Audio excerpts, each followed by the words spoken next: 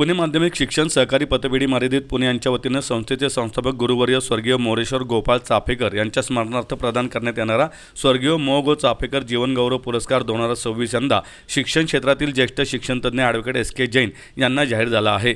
या पुरस्काराचे वितरण शुक्रवार 17 जुलै रोजी सायंकाळी 6 वाजता सदाशिवपेठ येथील भारत इतिहास संशोधन मंडळाच्या सभागृहात होणार असल्याची माहिती संस्थेचे अध्यक्ष महादेव माने यांनी पत्रकार परिषदेत दिली।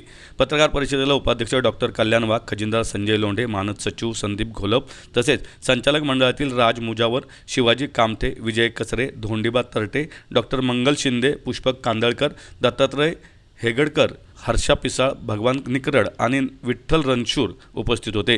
कार्यक्रमाचे प्रमुख पाहुणे म्हणून रयत शिक्षण संस्थेचे संघटक डॉक्टर अनिल पाटील उपस्थित राहणार आहेत।